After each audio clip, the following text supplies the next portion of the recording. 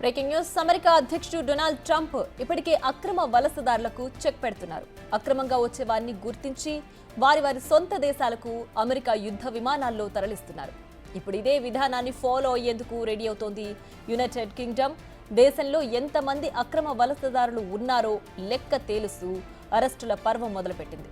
ఇందులో భాగంగా ముందుగా భారతీయ రెస్టారెంట్లపై దృష్టి సారించింది. అక్రమంగా వ్యాపారాలు చేస్తున్న వారికి స్వదేశాలకు పంపాలని నిర్ణయించుకుంది. అక్రమ వలసదారులను గుర్తించేందుకు ముఖ్యంగా ఇండియన్ రెస్టారెంట్స్ పై ఫోకస్ చేసింది యూకే. జనవరిలో 828 ప్రాంతాల్లో తనిఖీలు చేసి 609 మందిని అరెస్టు చేశారు బ్రిటన్ పోలీసులు. తనిఖీల విషయంలో గత ఏడాది జనవరితో పోలిస్తే ఇది 48% ఎక్కువ. ఇక అరెస్టుల విషయానికి వస్తే ఏకంగా 73% అధికం.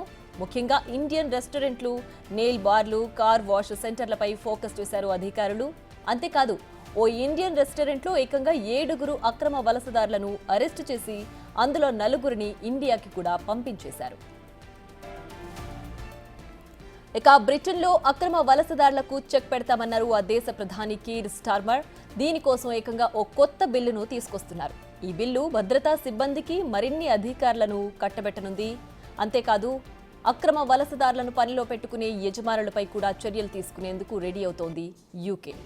అక్రమంగా చొరబడేందుకు వారి ప్రాణాలను పణంగా పెడుతున్నారని, అదే సమయంలో ఇలా రావడం, ఇక్కడ పనులు చేయడం దేశ రక్షణకు, ఆర్థిక వ్యవస్థకు మంచిది కాదని చెబుతున్నారు అక్కడి అధికారులు.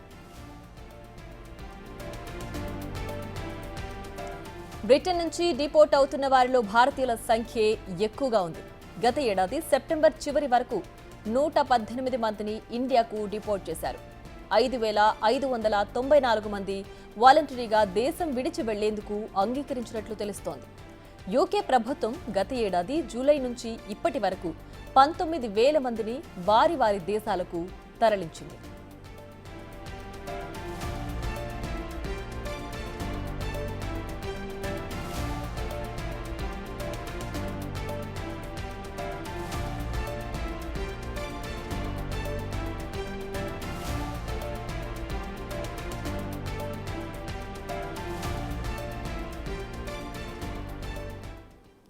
రైట్, ఇక ఇదే అంశం గురించి మనతో మాట్లాడడానికి UK immigration advisor Hari Pottru మనకు లైవ్ లో అందుబాటులో ఉన్నారు. ఆయనతో మాట్లాడదాం. హరి గారు నమస్తే అండి. నమస్తే అండి. ఎస్, చెప్పండి. ఇప్పుడు బ్రిటన్ లో మన భారతీయుల పరిస్థితి ఏంటి? అమెరికాలో ఏ విధంగా ఉందో బ్రిటన్ లో కూడా ఇప్పుడు అదే కొనసాగుతోందా? అట్లా అని కూడా చెప్పలేమండి, ఎందుకంటే ఇక్కడ 2 రకాలుగా ఉందండి పరిస్థితి. బాగా సెటిల్ అయ్యి కొద్దిగా అవగాహన ఉన్నవాళ్ళు, వీసా కరెక్ట్ గా ఉన్నవాళ్ళు బాగానే ఉన్నారు. ఎవరైతే ఈ అక్రమదారుల్లోనో లేకపోతే కరెక్ట్ వే ఆఫ్ అడ్వైజ్ లేక వంకర మార్గాల్లో వెళ్తున్నారో వాళ్ళకే ఇటువంటి ఇబ్బందులు వస్తున్నాయండి. అందరికీ ఇబ్బందులు ఏమీ లేవండి ఇక్కడ. రైట్ హరి గారు, అయితే ఇప్పుడు మెయిన్గా ఇండియన్స్ పైనే ఫోకస్ చేశారు బ్రిటన్. ఫస్ట్గా రెస్టారెంట్లు కావచ్చు, కార్ వాష్లు కావచ్చు, పార్లర్ కావచ్చు, ఇలా ఏదైతే బిజినెస్లు ఇండియన్స్ అక్కడ పెడుతున్నారో వాళ్ళపైనే మెయిన్ టార్గెట్గా ఉంది. సో ఎందుకు ఇలా ఫస్ట్ ఇండియన్స్నే టార్గెట్ చేశారనుకోవచ్చు? అలా ఏం లేదండి, ఇండియన్స్ మాత్రమే టార్గెట్ చేశారు అనేది కరెక్ట్ కాదండి. ఇల్లీగల్ ఇమిగ్రెంట్స్ని యూకేలో నుంచి తీసేద్దాము అనేది గవర్నమెంట్ ఉద్దేశం అండి. అది ఇండియన్స్ కావచ్చు, లేకపోతే ఇంకేదైనా ఫారెన్ నేషనల్ అయినా అయి ఉండొచ్చు. సో మనం తెలుగు వాళ్ళం కాబట్టి మనం అలా ఇండియన్స్ అని మన పాటికి మనం అనుకుంటున్నాం. సో అట్లా ఏం లేదండి. ఇప్పుడు విషయం అంతా ఎక్కడికి వస్తుందంటేనండి, ఇల్లీగల్గా ఉండేవాళ్ళు వాళ్ళు స్టేని రెగ్యులరైజ్ చేసుకోవటం తెలుసో తెలియకో వేరే వాళ్ళని సంప్రదిస్తారు. రూమ్లో తెలిసిన వాళ్ళనో వాళ్ళనో వాళ్ళందరూ క్వాలిఫైడ్ ప్రొఫెషనల్ పీపుల్ కాదు. దానివల్ల వాళ్ళు ఇచ్చే అడ్వైస్ కూడా కరెక్ట్గా ఉండకపోవచ్చు. వాళ్ళకు కొంతవరకే నాలెడ్జ్ ఉంటుంది. కాబట్టి మన వాళ్ళు చేస్తున్న తప్పంతా ఏంటంటేనండి, ఇమిగ్రేషన్ అడ్వైస్ కోసం ఒక ఇమిగ్రేషన్ ప్రొఫెషనల్ దగ్గరికి వెళ్ళాలి. దేశంలో ఎక్కడున్నా కానీ అక్కడ లోకల్గా ఎవరో ఒకరు ఇమిగ్రేషన్ సర్వీసెస్ ప్రొవైడ్ చేసే బిజినెసెస్ ఉంటారు, వాళ్ళ దగ్గరికి వెళ్ళొచ్చు. కానీ మన వాళ్ళు అట్లా చేయట్లేదు. ఎవరో ఏదో అప్లికేషన్ చేశారు అని చెప్పేసి ఆ అప్లికేషన్ మనం కూడా చేసేసుకుందాం అనుకొని అట్లా తప్పు మార్గంలో వెళ్ళటం వల్ల మాత్రమే వచ్చిన ఇబ్బందులు అండి. ఇదంతా నన్ను అడిగితే స్వయంకృత అపరాధం. మనం సొంతంగా చేసుకుందే ఇదంతా. కరెక్ట్ అడ్వైస్ ఫాలో అవుతే అసలు ఇటువంటి ఇబ్బందులే రావు. రైట్. హరి గారు అయితే అంటే వన్స్ ఇప్పుడు ట్రంప్ పీఠం ఎక్కిన తర్వాత అక్కడ అమెరికాలో ఏదైతే నిర్ణయం తీసుకున్నారో సేమ్ అదే ఇప్పుడు బ్రిటన్‌లో ఫాలో అవ్వడానికి ఏంటి ప్రధాన కారణం? ట్రంప్ నిర్ణయము అమెరికాకు తీసుకున్నది ఒక రకం అయితేనండి, యూకే గవర్నమెంట్ తీసుకునే నిర్ణయాలు అది యాజ్ ఇట్ ఈస్‌గా అలాగనే ఉండకపోవచ్చండి. ఓకే. ఎందుకంటే ఒక్కొక్క కంట్రీలో ఇమిగ్రేషన్ ఒక్కొక్క రకంగా ఉంటుంది. నేను యూకే గురించి మాత్రమే మాట్లాడగలను. ఎందుకంటే నేను యూకే ప్రొఫెషనల్లీ క్వాలిఫైడ్ ఇమిగ్రేషన్ అడ్వైజర్‌ని కాబట్టి. ఓకే. ఇక్కడ విషయం ఏంటంటేనండి, ఇమిగ్రెంట్స్ అనేది ఈ కంట్రీలోకి చాలా మంది ఈ రీసెంట్ కాలంలో వచ్చారు. అది అందరికీ తెలిసిన వాస్తవమే. కానీ వచ్చిన వాళ్ళందరికీ తగినన్ని ఉద్యోగాలు ఉన్నయ్యా అంటే ఉన్నయండి, లేవా అంటే లేవు. వీళ్ళందరూ సరైన మార్గంలో వెళ్ళకపోవటం వల్లనే ఇవన్నీ ఇబ్బందులొస్తున్నాయండి. వీసా ఎక్స్‌టెన్షన్ కోసం సరైన మార్గంలోకి వెళ్ళట్లేదు. దానివల్ల ఇల్లీగల్ అయిపోతున్నారు. కానీ అట్లా అని జెప్పేసి దేశం వదిలి వెళ్ళట్లేదు. ఆహ్, నాకు తెలిసినంత వరకు నేనిచ్చే అడ్వైస్ ఏంటంటేనండి, ఇమిగ్రెంట్స్ ఎవరైనా గాని ఇల్లీగల్‌గా ఈ దేశంలో ఉండి, అష్టకష్టాలు పడి, ఇప్పుడు న్యూస్‌లో మీరు చూపిస్తున్నట్లుగా ఉండే బదులుగా, శుభ్రంగా ఇంటికెళ్ళిపోయి, మళ్ళీ ఇంకొక అప్లికేషన్ చేసుకొని, జాబ్ రూట్‌లోనో లేకపోతే వాళ్ళకి ఇంకా ఏదైనా సూటబుల్ రూట్ ఉంటే ఆ రూట్‌లోనో యూకేకి వస్తే అసలు ఎటువంటి ఇబ్బంది ఉండదు. ఇదంతా మన వాళ్ళు అనవసరంగా ఈ రాంగ్ అడ్వైస్ ఫాలో అవ్వటం వల్ల చేసుకున్న దాని వల్లనే వచ్చిందండి ఇదంతా. ఇందాక నేను చెప్పాను గదండీ స్వయంకృత అపరాధం అని. యెస్. యెస్. అట్లాంటిదేనండి ఇదంతా. కరెక్ట్ వే ఆఫ్ పాత్‌లో వెళ్ళట్లేదు. ఇమిగ్రేషన్ అడ్వైస్ అనేది కరెక్ట్ పర్సన్ నుంచి కరెక్ట్ టైంలో తీసుకోవట్లేదు. వీళ్ళకి సొంతంగా తెలిసిన నాలెడ్జ్ ప్రకారం ఏదంటే అది అప్లికేషన్ చేసుకొని ఇల్లీగల్ అయిపోతున్నారు. హ్మ్. సో, అంటే ఇప్పుడు మెయిన్‌గా బ్రిటన్ ఇలాంటి డెసిషన్ తీసుకోవడానికి అంటే ట్రంప్ ఎఫెక్ట్ బ్రిటన్‌పై ఎక్కువ ఉంది అని భావించొచ్చా? అంటే ఏంటి ఈ రెండిటికి మధ్య లింక్? అట్లా ఏం లేదండి. ట్రంప్ ఎఫెక్ట్ యూకే మీద ఉందా అనేది personally probably I don't agree with that అండి. ఓకే. ట్రంప్ అనేది యూఎస్‌కి సంబంధించిన ఇమిగ్రేషన్ విధానం ప్రకారం వాళ్ళ నిర్ణయం వాళ్ళు తీసుకుంటున్నారు. యూకే యూఎస్‌తో కంపేర్ చేస్తే చాలా చిన్న కంట్రీ గదండీ. హ్మ్. సో, అకార్డింగ్‌లీ ఇక్కడ కంట్రీలో ఉండే ఇమిగ్రెంట్స్ ఎవరైతే ఉన్నారో లీగల్‌గా ఉంటే మాత్రమే ఉంచుదాము. ఇల్లీగల్‌గా ఉండే వాళ్ళని పంపించేసేద్దాం అనే ఉద్దేశంతో గవర్నమెంట్ తీసుకోబోయే నిర్ణయాలు ఎలా ఉంటాయనేది ఇప్పటికీ మనకు కూడా ఇంకా తెలీదు. ఎందుకంటే ఇంకా పబ్లిష్ చేయలేదు కాబట్టి. Soon we will get the update అండి. Yes.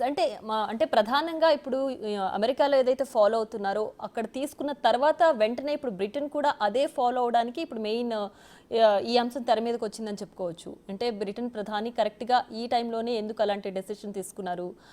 UK effect US effect బ్రిటన్‌పై ఉందా అనేది నా క్వెషన్.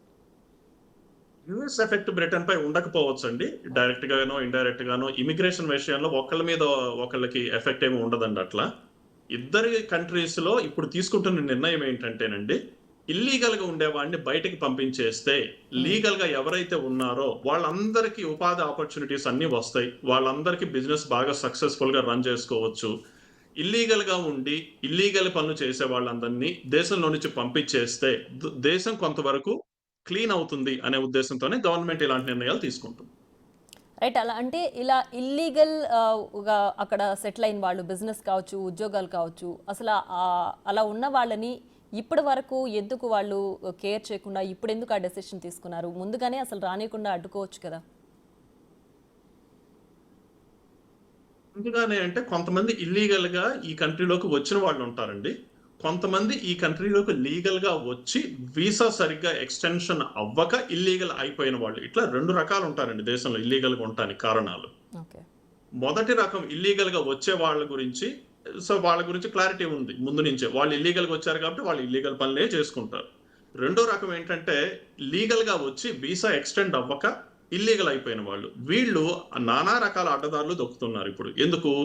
జాబ్‌కి వెళ్ళాలంటే వాలిడ్ వీసా అడుగుతున్నారు. అది లేదు కదా మరి వీళ్ళకి. అప్పుడేం చేయాలి? ఏదో ఒకటి ఇల్లీగల్ పనులు చేసుకోవాలి. అక్కడ ఇక్కడ డబ్బు కోసం ఆ పని, ఈ పని చేసుకుంటుండాలి. ఇది హోమ్ ఆఫీస్ వాళ్ళకి తెలిసిపోతుంది ఆబ్వియస్‌లీ. ఇవాళ కాతే రేపు అంతలోదే కదా ఇప్పుడున్న టెక్నాలజీ ప్రకారం. So, yes. అట్లా రైట్స్ అన్నీ బాగా మొదలుపెట్టేశారు. ఇమిగ్రేషన్ రైట్స్ అనేది కంటిన్యూయస్‌గా జరుగుతూనే ఉన్నాయి. కాతే ఈ మధ్య కాలంలో మీరన్నట్లుగా కొంత తీవ్రతను పెంచారు. దానివల్ల ఏమవుతుందంటే మనకి న్యూస్‌లో ఎక్కువ కనపడుతుంది. ఎందుకంటే గవర్నమెంట్ కూడా ఎకానమీ కూడా ఆలోచించుకోవాలి గదండీ! So, at the same time immigrants అందరూ ఉండి పని చేస్తున్నారు అనేది మనం అందరం ఒప్పుకోవాల్సిన విషయం. కానీ ఇల్లీగల్‌గా ఉండేవాళ్ళు ఇల్లీగల్ యాక్టివిటీస్ చేయటం వల్ల కంట్రీ ఎకానమీ కూడా దెబ్బతింటుంది కాబట్టి గవర్నమెంట్ ఇలాంటి స్ట్రిక్ట్ నిర్ణయాలు తీసుకోవడంలో తప్పుందని నేనైతే అనుకోవట్లేదు. రైట్. అయితే ఒకవైపు మనమేమో అక్కడి నుంచి విజయ్ మాల్యా లాంటి వాళ్ళని ఇక్కడ పంపించండి అని అడుగుతుంటే, అక్కడ బతుకు తెరువు కోసం వెళ్ళిన వాళ్ళపైన ఇలాంటి ప్రతాపం చూపించడాన్ని ఏ విధంగా చూడాలంటారు? విజయ్ మాల్యా లాంటి వాళ్ళు ఉన్నారండి. కాదనట్లేదు నేను. అదే ఇందాక నేను చెప్పాను కదండి, వీసా అనేది ఈ కంట్రీలో ఉన్నప్పుడు చాలా ఇంపార్టెంట్ విషయం. ఇండియాలో మనం ఉన్నప్పుడు మనం దాని గురించి అసలు పట్టించుకోం. ఎందుకంటే మన ఇంట్లో మనం ఉంటాం కాబట్టి ఆ ఇబ్బంది లేదు. కానీ దేశంగాని దేశం వచ్చినప్పుడు, అది ఏ దేశమైనా కానీ మన దేశం కానప్పుడు, వీసా నేషనల్ అయినప్పుడు లీగల్ స్టే అనేది చాలా ఇంపార్టెంట్. బ్రతుకు తెరువు కోసం వచ్చారా, బ్రతుకు తెరువు కోసం రాలేదా అనేది అది సెకండరీ క్వశ్చన్ కదండి. ఈ దేశానికి వచ్చినప్పుడు ఈ దేశంలో మనం లీగల్గా ఉండాలి. అది చాలా ఇంపార్టెంట్. ఆ లీగల్గా ఉండటానికి సరైన మార్గం ఎంచుకోకపోతే దానివల్ల వచ్చే ఇబ్బందులే ఇవన్నీ. ఇల్లీగల్ అయిపోతారు. హోమ్ ఆఫీస్ వాళ్ళు ఆబ్వియస్లీ వచ్చి పట్టుకుంటున్నారు, వెనక్కి పంపిస్తున్నారు, అసైలం క్లెయిమ్లు వేసుకుంటున్నారు కొంతమంది, లేకపోతే డిపోర్టేషన్ సెంటర్ నుంచి డైరెక్ట్గా ఫ్లైట్ ఎక్కి ఇంటికి వెళ్ళిపోతున్నారు. ఇట్లా రకరకాలండి. ఇవన్నీ నేను రోజు చూసే కేసులే, ఇందులో కొత్తగా ఏమీ లేదు. కాకపోతే ఈ మధ్య కాలంలో కొంత తీవ్రతను పెంచడం వలన హోమ్ ఆఫీస్ వాళ్ళు అలర్ట్ అయిపోయి, ఎందుకంటే హోమ్ ఆఫీస్కి ఇప్పుడు ఈ వీసా సిస్టమ్ వచ్చిన తర్వాత ఎవరు లీగల్ గా ఉన్నారు, ఎవరు ఇల్లీగల్ గా ఉన్నారనే తెలిసిపోతుంది. ఎలక్ట్రానికల్లీ ఆ డేటా వాళ్ళ దగ్గర డేటాబేస్ లో ఉంటుంది కాబట్టి. సో దానివల్ల హోమ్ ఆఫీస్ కి ఎక్కువ ఇన్ఫర్మేషన్ ఉందన్నమాట ఇప్పుడు ఈ వీసా వచ్చిన దగ్గర నుంచి. Who is legal and who is staying here illegal in the country అనేది. సో ఆబ్వియస్లీ డేటాబేస్ బేస్ చేసుకొని దే టేక్ నెసెసరీ యాక్షన్. ఏ దేశంలో అయినా కానీ అది జరగటంలో ధర్మమే కదండి. రైట్. హరి గారు, అయితే ఇల్లీగల్ ఇమిగ్రెంట్స్ అంటే రెండు రకాలని చెప్తున్నారు మీరు. కొంతమంది ఇల్లీగల్ యాక్టివిటీస్ చేస్తుంటారు అక్కడ, కొంతమంది జాబ్ పర్పస్ వెళ్ళి దాన్ని కంటిన్యూషన్ చేసుకునే దాంట్లో చేసుకోలేక ఇలా ఇల్లీగల్ అవుతారు అని చెప్తున్నారు. మరి ఇప్పుడు కొత్తగా వెళ్ళాలనుకునే వాళ్ళకు ఇది సాధ్యం కాదంటారా? ఒకవేళ నిజంగా ఇప్పుడు కొత్తగా వెళ్ళాలి బ్రిటన్కి అనుకునే వాళ్ళు ఎలాంటి ప్రికాషన్స్ ఫాలో అవ్వాలంటారు? ఈ దేశానికి కొత్తగా వచ్చే వాళ్ళకి నేను ఇచ్చే అడ్వైజ్ ఒకటేనండి. మీరు ఈ దేశం ఎందుకు వస్తున్నారు? అసలు చదువుకోవడానికి వస్తున్నారా, ఉద్యోగరీత్యా వస్తున్నారా, లేకపోతే ఏదైనా బిజినెస్ పెట్టుకుందామనా, లేకపోతే ఇంకా వేరే ఏదైనా ఆలోచన ఉందా అనేది ముందు ఒక క్లారిటీ రావాలండి. ఊరికైనా వీసా వచ్చేసింది కదా అని చెప్పేసి నాకు నేను ఈ కంట్రీకి వెళ్ళిపోతాను అనేటట్లుగా వస్తే ఉపయోగం ఉండదండి. ఇదిగో ఇలానే తయారవుతుందండి పరిస్థితి. అట్లా ఉండకూడదు. మనం ఈ కంట్రీకి ఎందుకు వస్తున్నాము అనేది మనం అనలైజ్ చేసుకొని I want to do this or I want to do that అని ఒక క్లారిఫికేషన్ వచ్చిన తర్వాత మాత్రమే ఈ కంట్రీలోకి రావటం మంచిది. నేను ఒక చిన్న ఉదాహరణ చెప్తాను. చాలా మంది స్టూడెంట్ వీసా మీద ఈ మధ్య కొన్ని వేల మంది వచ్చారు. ఈ స్టూడెంట్ వీసా మీద వచ్చిన వాళ్ళు చాలా మందికి విజన్ లేదండి. అంటే ముందు ఏం చేద్దాము ఈ స్టడీస్ తర్వాత, మనం ఈ కంట్రీకి ఎందుకు వచ్చాము. అందరికి నాకు తెలిసినంతలో, నేను రోజు చాలా మంది ఇమిగ్రేషన్ క్లయింట్స్ నేను అపాయింట్మెంట్స్ ఇచ్చి చూస్తుంటాను కాబట్టి నా అనుభవం గురించి చెబుతున్నాను.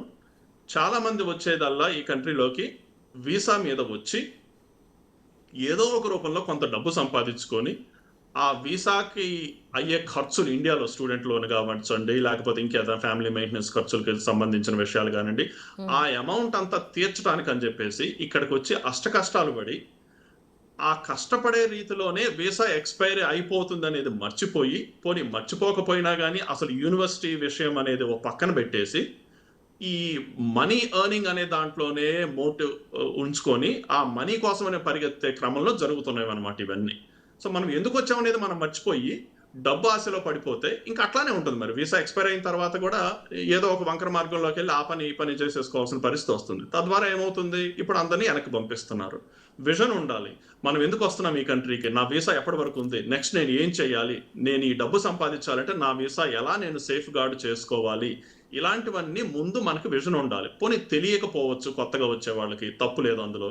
ఒక ప్రొఫెషనల్లీ క్వాలిఫైడ్ పర్సన్ దగ్గరికి వెళ్ళి ఒక అడ్వైస్ తీసుకోవాలి కదా. ఆ అడ్వైస్ తీసుకోకపోతే జరిగే అనర్థాలే ఇలాంటివి అనమాట. సో నా రికమెండేషన్ అయితే కన్నా కంట్రీకి రండి, ఇబ్బంది ఏమి లేదు ఈ కంట్రీలో. వీళ్ళు నెగిటివ్గా చెబుతుంటారు, కొంతమంది పాజిటివ్గా చెబుతుంటారు, అది కాదు. నాకై నేను వ్యక్తిగతంగా ఇచ్చే అడ్వైజ్ ఏంటంటే ఈ కంట్రీకి రండి, ఇబ్బంది లేదు. కానీ మీరు ఎందుకు వచ్చారు, ఏం చేస్తున్నారు, నెక్స్ట్ ఏం చేయాలి అనేది ఒక ప్లాన్ ఉండాలి. అట్లాంటి వాళ్ళకి సెటిల్మెంట్కి ఇబ్బంది ఏం లేదు. మీకు తెలుసు కదండి, వ్యక్తిగతంగా మీకు చాలా మంది యూకేలో తెలిసిన వాళ్ళు ఉండుండొచ్చు. మరి మాలాంటి వాళ్ళు మేమందరూ సెటిలర్స్ కదా ఇక్కడ.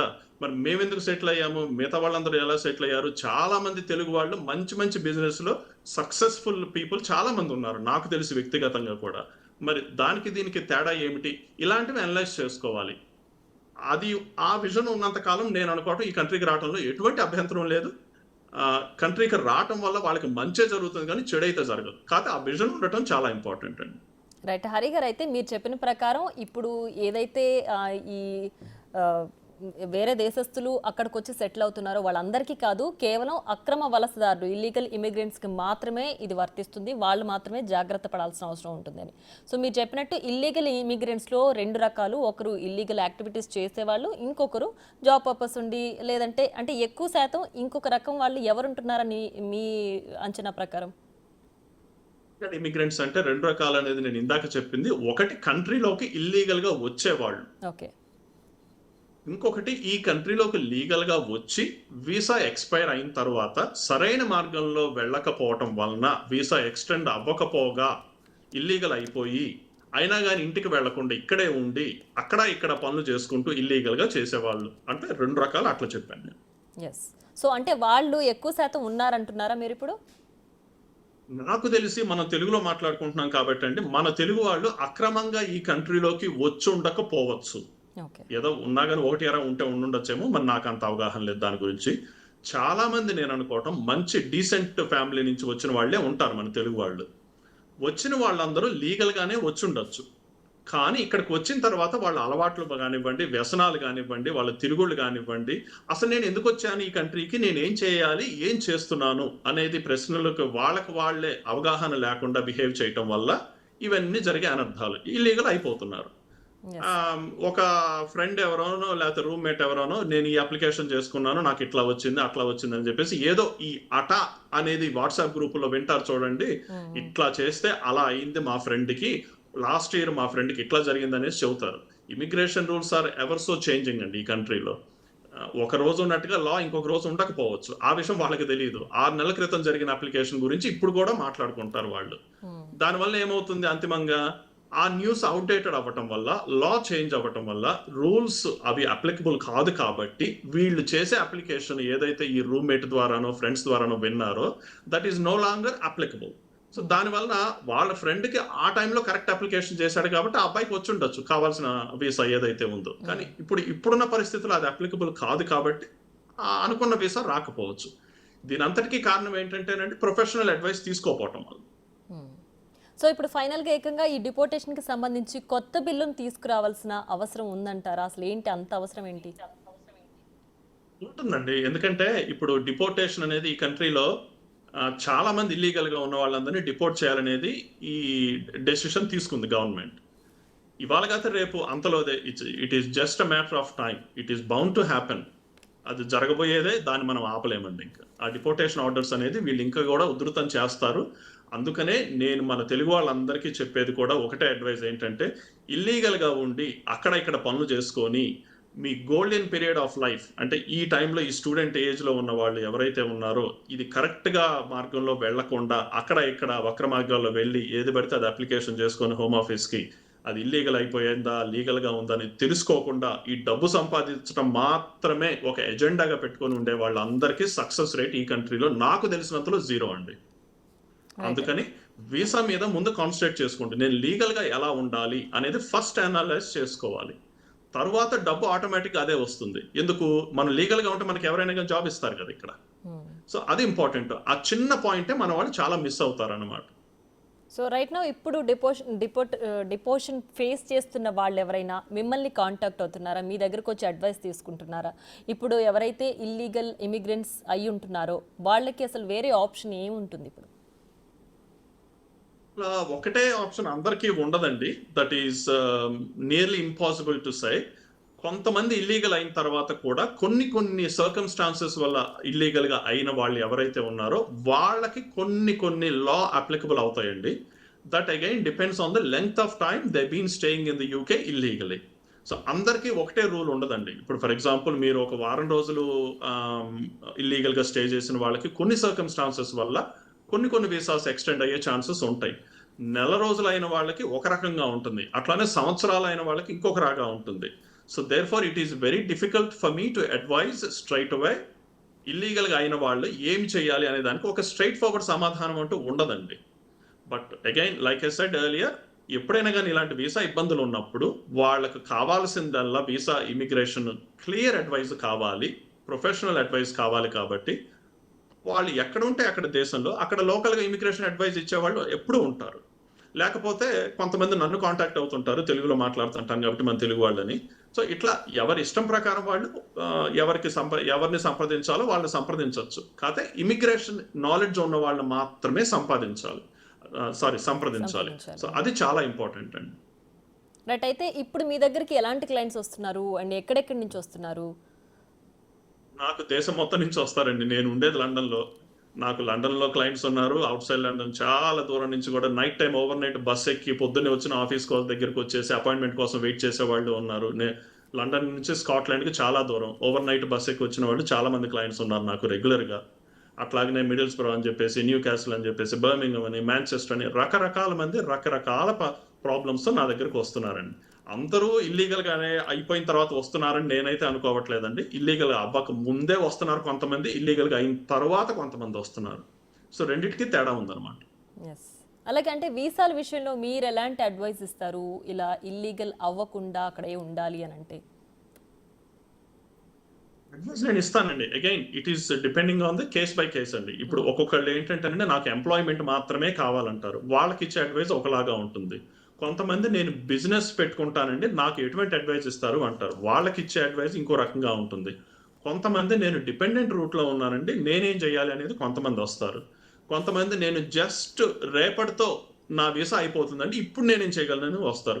ఇలా ఒక కేసు ఉన్నట్టుగా ఇంకొక కేసు ఉండదండి. It is very difficult to say on the live programme which is the best option for which person అనేది.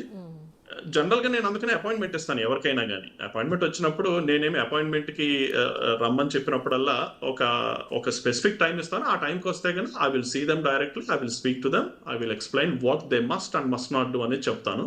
అగైన్ చాయిస్ ఈస్ దేర్స్ అండి. నేను అడ్వైజ్ వరకు మాత్రమే ఇవ్వగలను. I can't force any one to do what I say కదండి. So అట్లా కొంతమంది నా అడ్వైస్ తీసుకొని చాలా మంది కరెక్ట్ వేలో ప్రయాణించిన వాళ్ళు ఉన్నారు. కొంతమంది 4 రకాల అడ్వైజులు తీసుకొని చివరికి ఏ అడ్వైజ్ కాకుండా వాళ్ళ సొంత నిర్ణయంతో ఇల్లీగల్ గా అయిపోయిన వాళ్ళు ఉన్నారు. So it's all about the mind set అండి. సో ఫైనల్గా అంటే యూకే వచ్చే వాళ్ళు ఏదైతే మీరు చెప్తున్నారంటే అక్కడికి రావాలంటే ఇల్లీగల్ అవ్వకుండా ఉండాలి అని అంటే కనుక ముందే వాళ్ళకు ఒక ఎయిమ్ ఉండాలంటున్నారు, అంతేనా? అవునండి, అది చాలా ఇంపార్టెంట్. ఎయిమ్ ఉండాలి. మనం అసలు ఈ కంట్రీకి ఎందుకు వస్తున్నాము, మనం ఏం చేద్దాం అనుకుంటున్నాము. ప్రతి వాళ్ళ నోట్లో నుంచి నాకు వినపడింది కామన్ గా సమాధానం, నాకు లోన్ ఉంది, నేను అది పే చేసుకోవాలి, స్టూడెంట్ లోన్ తీర్చుకోవాలి, లేకపోతే ఆల్రెడీ నాకు కొన్ని డెట్స్ ఉన్నాయి, ఇవన్నీ కామన్ గా చెప్పేవి.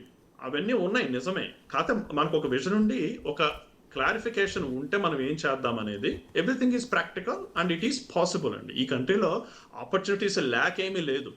ఏదైతే టాలెంట్ ఉందో ఈ కంట్రీలో, ఏదైతే టాలెంట్కి షార్టేజ్ ఉందో ఆ టాలెంట్ మన దగ్గర ఉంచుకోవటం ఇంపార్టెంట్. ఫర్ ఎగ్జాంపుల్ ఒకప్పుడు ఐటీ టెక్నీషియన్స్కి చాలా షార్టేజ్ ఉంది ఈ కంట్రీలో. ప్రస్తుతం ఉన్న పరిస్థితిలో ఐటీ స్కిల్స్ అన్ని రకాల స్కిల్స్ ఇప్పుడు షార్టేజ్ ఆక్యుపేషన్లో లేవు. అట్లా మన దగ్గర ఏముంది అనేది కాకుండా కంట్రీకి ఏమి కావాలి, ఆ స్కిల్ నా దగ్గర ఉందా లేదా అనేది మనం అనలైజ్ చేసుకొని then you take you step forward అనమాట. మన దగ్గర ఉన్న టాలెంట్ తోనే మాత్రమే నేను సర్వైవ్ అవ్వాలి అనుకుంటే కుదరదు. అట్లా ఉండదు కదండి. ఇప్పుడు it's all about supply and demand అంటాం చూడండి బిజినెస్ టర్మినాలజీలో. అట్లానే ఉండాలన్నమాట. ఇప్పుడు కావాల్సింది ఏంటి, ఆ టాలెంట్ నా దగ్గర ఉందా లేదా. ఆన్సర్ ఎస్ అయితే go ahead and apply. No అయితే గన ఆ టాలెంట్ నేను ఎలా తెచ్చుకోగలను అనేది చూసుకోవాలి. అది చూసుకోకుండా వచ్చిన దగ్గర నుంచి డే 1 నుంచి వీసా ఎక్స్పైర్ అయ్యి ఇల్లీగల్ గా అయిపోయినా కానీ ఆ పార్ట్ టైం జాబులు, ఫుల్ టైం జాబులు, ఇల్లీగల్ వర్కింగ్ లోనే మన వాళ్ళు అంతా బిజీగా ఉండటం వల్ల జరిగే అనర్థాలే ఇవన్నీ అండి. ఆ విజన్ ఉన్న వాళ్ళకి ఎటువంటి ఇబ్బంది లేదు. నేను చాలా మంది సక్సెస్ఫుల్ క్లయింట్స్ చూస్తున్నాను కదా రోజు. ఈక్వల్లీ ఎవరైతే వీసా ఇబ్బందుల్లో ఉన్నారో అట్లా వాళ్ళని చూస్తున్నాను. So that's the only difference అండి, ఏం లేదు. ఆ విజన్ ఉండటం అనేది చాలా ఇంపార్టెంట్. రైట్. ఇప్పుడు ఫైనల్గా అయితే డిపోర్టేషన్కి సంబంధించి బిల్లును కూడా తీసుకొస్తున్నారు, లా కూడా తీసుకొస్తున్నారు. సో ఇప్పుడు ఎలాంటి ఎఫెక్ట్ ఉంటుంది ఆఫ్టర్ బిల్ వచ్చిన తర్వాత? ఏముందండి, ఇంకా డిపోర్టేషన్ లా వచ్చినప్పుడు ఆబ్వియస్లీ లా ప్రకారం ఎవరైతే డిపోర్టేషన్ కి ఎలిజిబుల్ అవుతారో వాళ్ళందరినీ ఈవెన్చువల్లీ తీసేస్తారు. It is just matter of time అండి. ఎవరిని నేను అనుకోవటం గవర్నమెంట్ స్ట్రిక్ట్ రూల్స్ వచ్చిన తర్వాత they will enforce the strict law so that all the illegal immigrants will be removed from the country. నా ఒపీనియన్ ప్రకారము నేను మన తెలుగు వాళ్ళకి ఇచ్చే అడ్వైజ్ ఏంటంటేనండి, ఇల్లీగల్గా ఈ దేశంలో ఎక్కువ రోజులు ఉండి వాళ్ళు పట్టుకొని మిమ్మల్ని అనవసరంగా ఇంటికి పంపించడం కంటే మనమే సొంతంగా వీసా ఎక్స్పైరీ డేట్కి ముందే ఇంటికి వెళ్ళిపోతే రేపొద్దున ఇంకొక అప్లికేషన్ చేసుకొని మళ్ళీ ఈ కంట్రీలోకి రావడానికి ఎలిజిబిలిటీ ఉంటుంది. లేకపోతే కనుక certain length of time ban వేస్తారు. That again depends on certain circumstances అనమాట. సో అలా ఇల్లీగల్గా ఉండి నానా ఇబ్బందులు పడే కంటే చక్కగా ఇన్ టైంలో ఇంటికి వెళ్ళిపోయి వేరొక అప్లికేషన్ చేసుకొని మళ్ళీ కంట్రీలోకి ఎంట్రీ అవుతే చాలా బాగుంటుంది. రైట్. అలాగే ఇప్పుడు కొత్తగా యూకే రావాలనుకున్న వాళ్ళు ప్రధానంగా ఎలాంటి అడ్వైజర్ని కాంటాక్ట్ అవ్వాలి, లేదంటే ఎలాంటి ప్రికాషన్ తీసుకోవాలి, అక్కడికి రావాలంటే వీసా విషయంలో వాళ్ళు ఎలాంటి జాగ్రత్తలు పాటించాలంటారు? యూకే వీసాస్కి సంబంధించి యూకే ఇమిగ్రేషన్ లా చదివిన వాళ్ళు ప్రొఫెషనల్లీ క్వాలిఫైడ్ ఇమిగ్రేషన్ అడ్వైజర్స్ అయి ఉండొచ్చు, such as a person like me, లేకపోతే ఇమిగ్రేషన్ సొలిసిటర్స్ అని ఉంటారు, ఇమిగ్రేషన్ లాయర్స్ అని ఉంటారు. వాళ్ళని anybody that is qualified professionally in the area of immigration వాళ్ళని మాత్రమే సంప్రదించాలి. ఎందుకు? మనకి అడిగిన డౌట్లన్నిటికీ వాళ్ళ దగ్గర కరెక్ట్ సమాధానం ఉంటుంది కాబట్టి. అది కాకుండా సొంతంగా రూమ్మేట్స్ దగ్గర నుంచో, ఫ్రెండ్స్ దగ్గర నుంచో, లేకపోతే ఇంకెవరైనా డిస్టెంట్ రిలేటివ్స్ దగ్గర నుంచి అడ్వైస్ తీసుకుంటే వాళ్ళు చెప్పేది నిజమో అబద్ధం అనేది పక్కన పెడితే ప్రస్తుతం ఉన్న లా ప్రకారం అది అప్లికబుల్ కాకపోవచ్చు. కాబట్టి అంతిమంగా మనకి నష్టం జరిగే అవకాశం ఉంటుంది.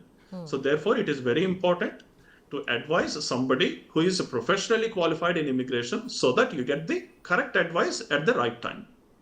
హరి గారు, అయితే అది ఎలా ఎత్తుక్కుంటాం? మనం గూగుల్లో ఎత్తుక్కోవచ్చు. Professionally qualified immigration lawyers or professionally qualified immigration advisers or solicitors in the UK అని గూగుల్లో కొడితే చాలా లిస్ట్ వస్తాయి. అట్లానే రకరకాలుగా మనకి దగ్గర ఉన్న మన జియోగ్రాఫికల్ లొకేషన్ బట్టి మనం ఎక్కడ ఉన్నామో అక్కడ లోకల్ వాళ్ళని మనం సంప్రదించవచ్చు. That is the best way. లేదు ఎవరైనా తెలిసిన వాళ్ళు ఉన్నారా, ఫ్రెండ్స్ వాళ్ళు వీళ్ళు, వాళ్ళ ద్వారా ఏదైనా కాంటాక్ట్ తీసుకోవచ్చు. లేకపోతే ఇప్పుడు నా పేరు, ఇప్పుడు మీకు తెలుసు కాబట్టి నా పేరు హరి పోట్రు, నేను యూకే ఇమిగ్రేషన్ అడ్వైజర్ని. అట్లా నా పేరు గూగుల్ చేసినా కానీ they will get to know my details. అట్లా దెర్ ఆర్ మెనీ వేస్ అండి. ఈ రోజుల్లో టెక్నాలజీ మన చేతిలో ఉంది కదండి. స్మార్ట్ ఫోన్స్ వచ్చిన దగ్గర నుంచి మనకి ఏది కావాలంటే అది నిమిషాల్లో దొరికిపోతుంది కదా ఇన్ఫర్మేషన్. సో అట్లా ఆ ఇన్ఫర్మేషన్ తీసుకోవటం అనేది చాలా ఇంపార్టెంట్. ప్రొఫెషనల్ అడ్వైస్ తీసుకుంటే they will advise you in the right direction. Right. మీరు అన్నట్టు ఒక మంచి అడ్వైజర్ని మనం గూగుల్లో సర్చ్ చేసి వెళ్ళాలి అని అంటే వీళ్ళు పర్ఫెక్ట్ అడ్వైజర్ అని చెప్పి ఒక స్టూడెంట్ కావచ్చు, లేదంటే యూకేకి ఫస్ట్ టైం వస్తున్న వాళ్ళకి ఎలా తెలుస్తుంది? ఇప్పుడు మనం గూగుల్లో సెర్చ్ చేసినప్పుడు వాళ్ళ గూగుల్ రివ్యూస్ చూడొచ్చు. లేకపోతే వాళ్ళు ప్రొఫెషనల్లీ క్వాలిఫైడ్ అవునా కాదా అని చెప్పేసి వాళ్ళ వెబ్సైట్ లో క్రెడెన్షియల్స్ ఉంటాయి. ఫర్ ఎగ్జాంపుల్ సొలిసిటర్స్ రెగ్యులేటరీ అథారిటీ అని, SRA అని, లేకపోతే నేనైతే OISC, formally known as OISC, ఇప్పుడు IAA ఇమిగ్రేషన్ అడ్వైజర్ అథారిటీ అని. ఇట్లా వాళ్ళ వెబ్సైట్ లో ఆ లోగో కూడా ఉంటుంది. సో అట్లా అథెంటిసిటీ చెక్ చేసుకున్న తర్వాత వాళ్ళని సంప్రదించవచ్చు. లేదు మీరు సంప్రదించిన అడ్వైజర్ కరెక్ట్ గా ఉన్నారో లేరో అనుకున్నప్పుడు you can always go for another option కదా. ఇంకొక సెకండ్ ఒపీనియన్ కోసం ఇంకొక లాయర్ దగ్గరికైనా వెళ్ళొచ్చు. సో అట్లా దెర్ ఆర్ మెనీ వేస్ అండి to find somebody who is professionally qualified. Okay. So నిన్న US వంతైంది, ఇవాళ UK వంతైంది. నెక్స్ట్ ఏది ఉండబోతుంది ఇప్పుడు మీకున్న అంచనా ప్రకారం, మీరు చూస్తున్న సర్కమ్స్టెన్సెస్ ప్రకారం? సో ఇది ఇలాగే వేరే దేశస్తులు కూడా ఫాలో అవుతారా? నేను ఓన్లీ యూకే ఇమిగ్రేషన్ చదివాను కాబట్టి I can only advise about UK immigration. ఈ కంట్రీ ఆ కంట్రీ అని కాదండి. నేను అనుకోండి అడ్వాన్స్డ్ కంట్రీస్ అన్నీ కూడాను ఇవాళ బాగా ఎలర్ట్ అయ్యే స్టేజ్ లో ఉన్నారు కాబట్టి they just want to tidy up the country so that only legally staying residents మాత్రమే కంట్రీలో మిగులుతారు. దానివల్ల ఎంప్లాయ్మెంట్ ఆపర్చునిటీస్ రెగ్యులేట్ అవుతాయి అంటే ఏంటంటేనండి, ఒక పని కోసం కాంపిటీషన్ తగ్గిపోతుంది. ఇల్లీగల్ గా ఉండే వాళ్ళేమో ఒక పౌండ్ తక్కువ చేస్తానంటారు, లీగల్ గా ఉండే వాళ్ళేమో నేను అంతకు తక్కువ చేయలేనని అనుకుంటారు. సో ఇట్లా ఈ అన్హెల్దీ కాంపిటీషన్ అనేది తగ్గిపోతుంది. దానివల్ల ఏమవుతుంది, అందరికీ ఎంప్లాయ్మెంట్ ఆపర్చునిటీస్ వస్తాయి. దానివల్ల అంతిమంగా బిజినెస్ సక్సెస్ అవుతాయి. దానివల్ల ఎకానమిక్ గ్రోత్ ఉంటుంది, బిజినెస్ ఓనర్స్ కి ప్రాఫిట్స్ వస్తాయి, గవర్నమెంట్ కి ట్యాక్స్ వెళుతుంది, దానివల్ల జనానికి వచ్చే బెనిఫిట్స్ ఉంటాయి, అవి ఉంటాయి. సో అట్లా ఇట్స్ చైన్ అండి. ఇట్స్ లైక్ సప్లై చైన్ కదండి. So one effects the other.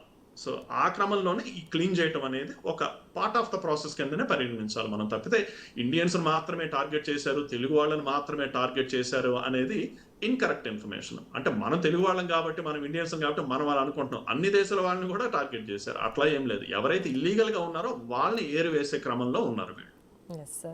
Right. Thank you so much Hari Potru garu. యూకేకి రావాలనుకున్న వాళ్ళు, లేదంటే వీసా వాళ్ళకి అయిపోయిన వాళ్ళు, ఇల్లీగల్కి ఆ బార్డర్లో ఉన్న వాళ్ళు, మేబీ ఈ లైవ్ చూస్తే కనుక వాళ్ళకి అన్ని డౌట్స్ కూడా క్లారిఫై అవుతాయని మీరు క్లారిఫై చేశారని కూడా భావిస్తున్నాను. Thank you so much for participating with us.